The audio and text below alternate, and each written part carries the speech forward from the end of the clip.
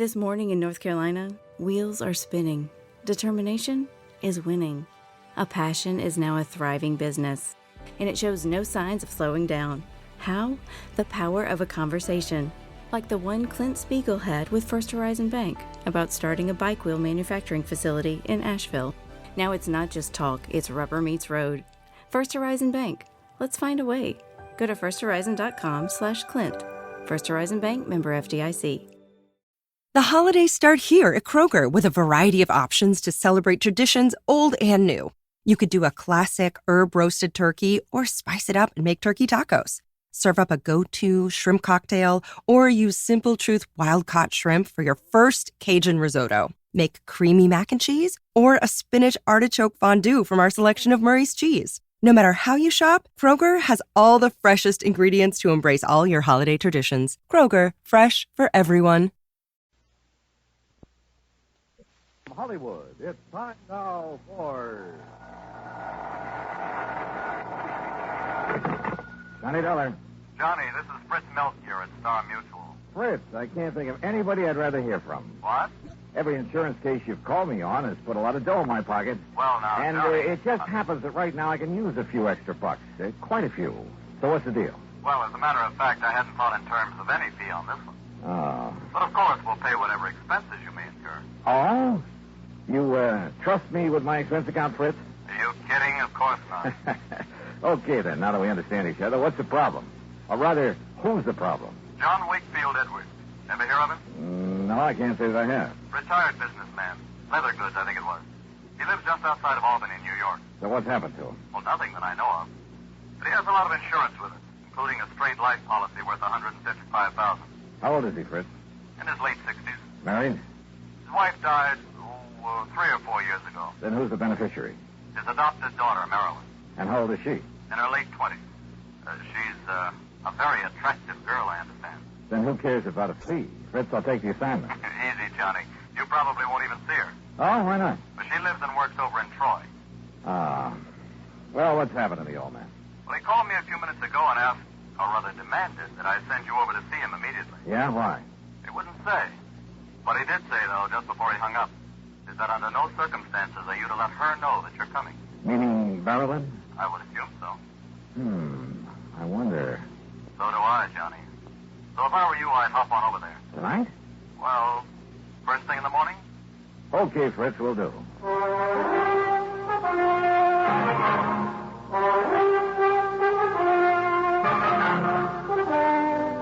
Bob Bailey in the exciting adventures of the man with the action-packed expense account. America's fabulous freelance insurance investigator. Yours truly, Johnny Dollar.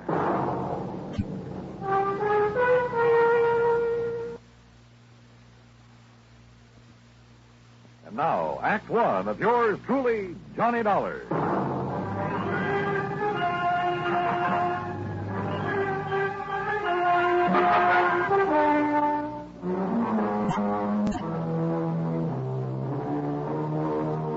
Expense account submitted by Special Investigator Johnny Dollar to the Star Mutual Insurance Company, Home Office, Hartford, Connecticut.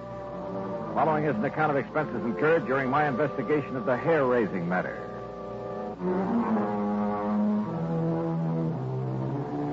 When a beautiful girl and a fortune are involved, well, instead of waiting until morning, I got out my car and drove over to Albany. Item 1, 1720 for mileage. I arrived shortly after midnight, checked in at the Sheraton Ten Eyck, and although I was pretty tired, I ran up item 2, a dime for a phone call. Yes, this is John Wakefield Edwards. Johnny Dollar, Mr. Edwards. Well, why do you waste your time and money calling me? I told Fritz Melchior to send you up here. I'm right here in Albany, sir. Oh, good. Do you want me to come out and see you right away? It's pretty late. No, first thing in the morning will be all right. I'm sure nothing will happen before then. Nothing will happen. I'll expect you to have breakfast with me. I beg you... What was that? I said be here at breakfast. 7:30 sharp. Oh, okay. But now, just what did you mean about nothing will happen? I'll tell you about it in the morning. Goodbye, Mr. Dollar. Well, now, wait a minute. Look. You're the boss.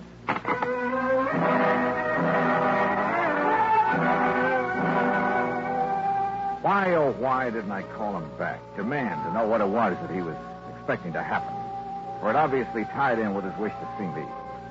But I guess I was tired after the long drive, and he seemed to think the morning was timing up. So I hit the sack. Early in the morning, some coffee sent up to my room, and then the hotel bill came to $9 even. That's item 3.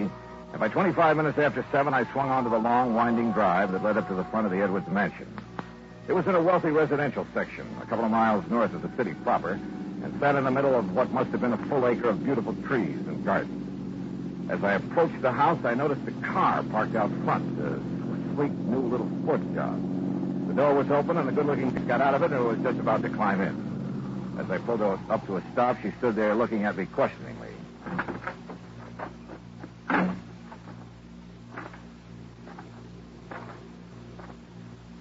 This is the Edwards home, isn't it? That's right. You want to see somebody? Why, yes. As a matter of fact, Mr. Edwards sent for me. Oh, really? Are you an old friend of his? Oh, I didn't know it should. Oh, that isn't what I mean... No, my name is Johnny Dollar. John... Insurance detective or investigator or whatever you call it. Yeah, something like that. Well, hi. I'm Marilyn Edwards. Well, hi. I should have guessed he'd send for someone like you, Johnny. Come on in. Why do you say that, Marilyn? Well, Daddy seemed to be worried about something lately. You know what? No, at least I'm not sure. That's why I thought I'd stop by this morning before going to work. Oh, I thought you were just leaving. No, I just got here. Just before you arrived. What do you do for a living? Don't laugh. I'm a model. Oh. And stop raising your eyebrows. After all, somebody has to pose for those ads for dishpan hands. Oh, sure. And so we go in and see Daddy. That is, if he's up. Well, he'd better be. I have a breakfast date with him at 7:30, and it's now exactly 7:31. Then we better go in.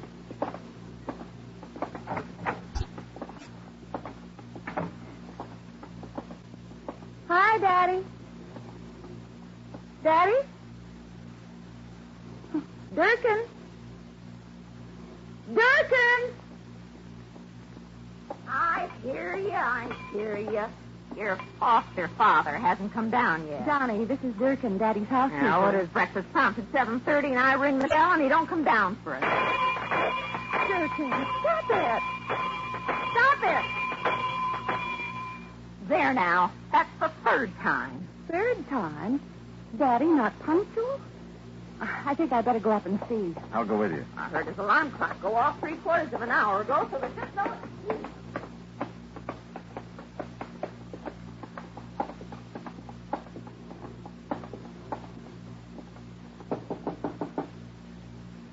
Daddy? Wait a minute, What is it, Johnny? I thought I caught a whiff of cordite. Cordite? But no, I guess not. Daddy? Johnny? Johnny! Oh, no! I'm afraid so, Marilyn. He's dead.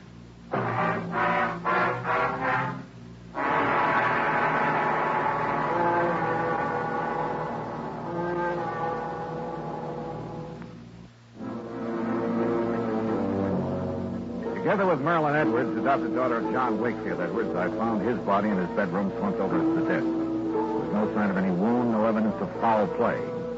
Without touching the body, I phoned the Albany Police Homicide Division, and within minutes, Sergeant Christie arrived with Dr. Walter Mencken in tow.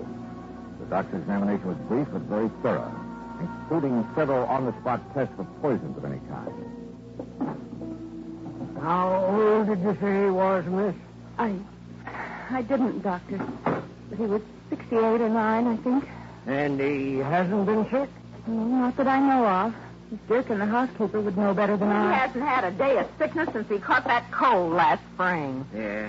Well, his pump gave out, that's all. Can't expect that in a man his age. Oh, Johnny. Yeah, I know. But you're doing okay. You didn't find anything, did you, Chris? No, not a thing, Doc. Why they bothered to call us in instead of his own doctor? Yeah. Of course, if you folks want, I can order an autopsy. Oh, no. That would be terrible.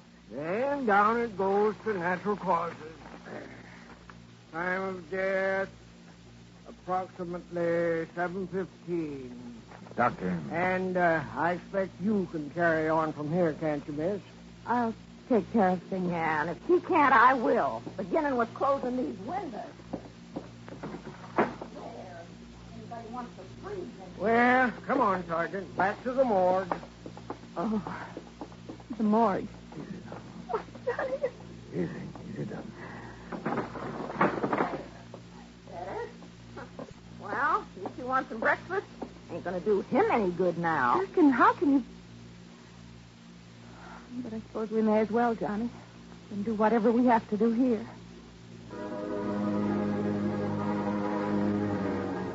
There was something mighty wrong here, yet I couldn't put my finger on it.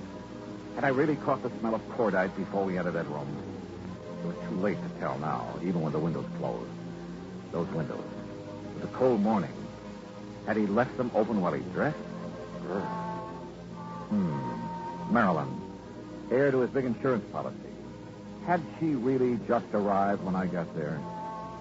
If the housekeeper, Durkin, had been in the kitchen making breakfast, it would have been easy for someone to sneak in and... But who? And why? And what about Durkin? Now, wait a minute. The police medic said death due to natural causes. No poison, no wounds of any kind. So that's that.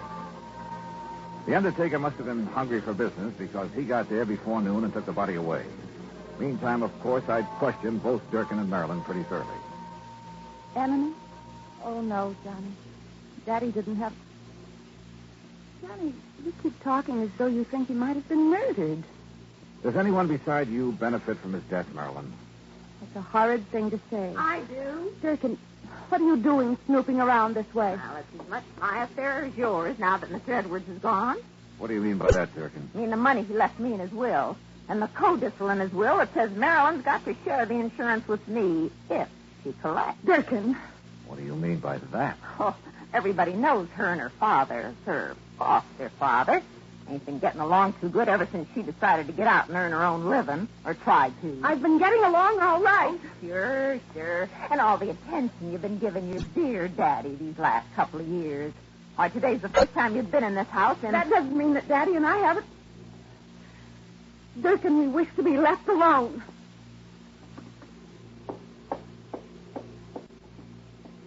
I'm sorry, Johnny. Marilyn, I want to go up and look at your father's room again. All right, if you like. And I'll go along with you. No, thanks. I'd rather do it alone. Oh? And what did I find? Nothing. Sure, there were a couple of old bottles of hair tonic hidden away under some shirts. But after all, I mean, at his age. And that funny little thing on his dressing table. There was a little, well, hat stand, I guess you'd call it. The kind you find in a woman's hat shop. You know, a little wooden stand about 8 or 10 inches high. Johnny, look. Huh? Where did you get that? After what you said downstairs, I guess I began to wonder. It's special. So I looked around outside, for footprints or... Well, I don't know what I was looking for. And you found this handgun? It was in the middle of a myrtle bush. It was Daddy's gun. Oh? And see? One shot has been fired. Yeah. I also see you've carefully put your fingerprints all over it. Oh. Fine. Now, my prints are all over it. So if it was used to... What am I talking about? If there'd been a shot, Durkin would have heard it. What's more, there would have been a bullet wound, and there was no sign of anything in the... Wait a minute. Marilyn, maybe there was.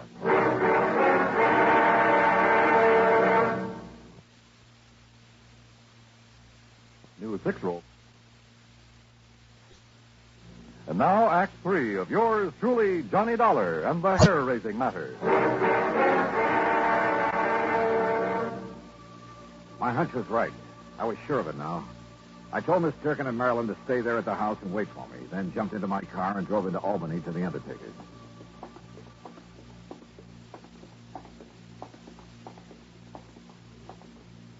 Here we are, Mr. Dollar. The embalming room is right here. Though I must confess we haven't had opportunity to prepare Mr. Edwards' body yet. Good. We've been rather rushed all day. Yeah, sure. Now, where is he? Right over. Here we are. Was he a relative of yours? No. Wait a minute, Dollar. What are you doing? Just trying to make sure that a crazy hunch I had is... Look here now. Are you trying to pull his hair out? No. Off. What? I think. Now, look here, young man. Look. You see what I'm trying to do here? What? Yeah. Good heavens, I can't believe it. We would never have noticed it. I don't think anybody would have. But it's a hairpiece, all right. Just big enough to cover a small bald spot. It matches the rest of his hair so perfectly. Hey, you got some kind of a solvent? I don't want to have to rip it off. Yes, I think we have. Should be here somewhere. Sure, those old bottles of hair tonic. Probably hadn't used them in years. But that little wooden stand, sure, he parked his wig on it. What did you say? And probably nobody knew that he wore it except himself. And somebody very close to him. Here, Mr. Dollar. Here, this will remove the toupee without damaging it. Yeah, good. But I don't understand why you want to take it back. Oh. Good Lord. Yeah. Right in the middle of his bald spot. Covered up by the hairpiece.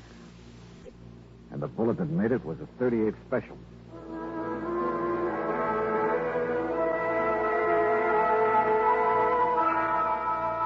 Marilyn, you say you didn't get here this morning until I did. Yes, Johnny? You're sure? Yes, Johnny. Run up to his room again. Where's Durkin? In the kitchen, I guess. Johnny, you have a funny look. I mean... Yeah, come on. I'll tell you this much. Your father was murdered, all right. You sure of that? Yes, you bet I am. Now, look here, on his dressing table. You know what this is? Of course. It's a little hat stand I used when I was a kid. What's it doing here? I don't know. Funny. I never really noticed it before. How long did Daddy wear a toupee, Marilyn? A what? Toupee, a hairpiece. Oh, never. He was always very proud of his hair.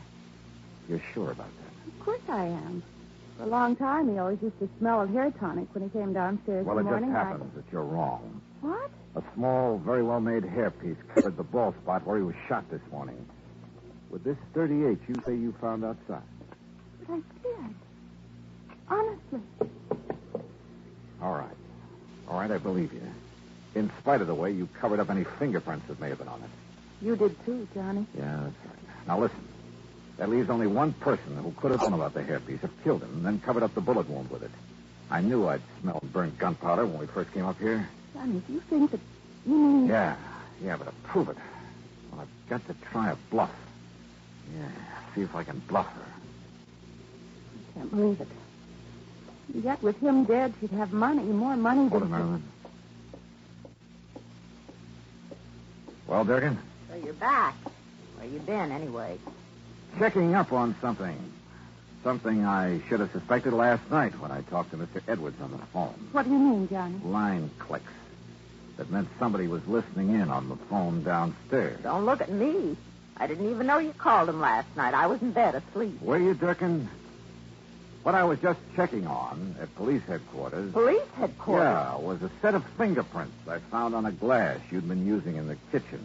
What? I wanted to compare them with some prints I found on this gun. Well, that's Mr. Edwards' gun. The one you used to kill him? That's a lie. Is it the fingerprints No, match? that's a lie. I wiped them off the gun. Before you threw it out the window? Yes. Then opened the other windows to let the smell of powder out? Yes, I wiped them off. At least I thought I did. Okay. Let's go.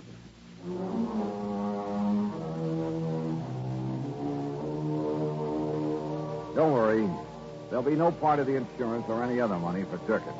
The courts will take care of that. And probably with vengeance.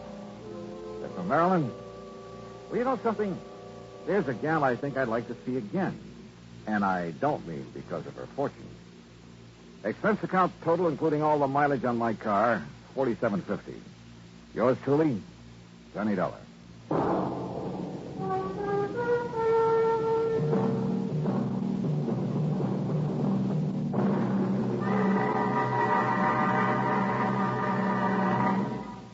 Our star will return in just a moment. Now, here is our star to tell you about next week's story. Next week, a little jade statue is the key to one of the cleverest plots I've ever seen. Join us, won't you? Yours truly, Johnny Dollar.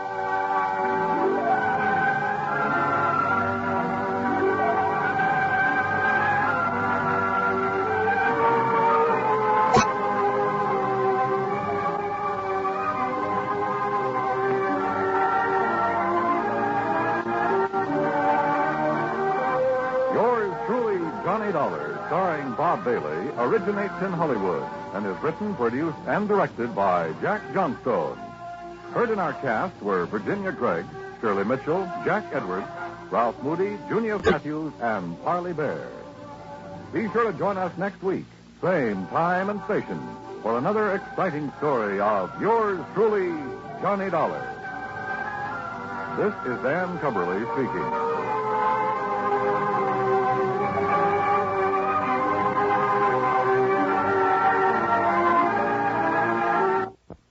It's the most wonderful time of the year, Christmas. And what better way to get into the holiday spirit than with a Minky Couture blanket? Whether you're gathered around the tree with loved ones, roasting marshmallows by the fire, or just looking for a cozy way to stay warm on a chilly night, Minky blankets are the perfect addition to your Christmas festivities. With a wide range of festive designs and colors, you can find the perfect blanket to match your holiday decor or gift to your loved ones. So this Christmas, make your holiday even cozier with a Minky Couture blanket. Head to minkycouture.com now and find your perfect blanket, just in time for the holiday. Happy holidays from Minky Couture. The holidays start here at Kroger with a variety of options to celebrate traditions old and new. You could do a classic herb-roasted turkey or spice it up and make turkey tacos. Serve up a go-to shrimp cocktail or use Simple Truth wild-caught shrimp for your first Cajun risotto. Make creamy mac and cheese or a spinach artichoke fondue from our selection of Murray's cheese. No matter how you shop, Kroger has all the freshest ingredients to embrace all your holiday traditions. Kroger, fresh for everyone.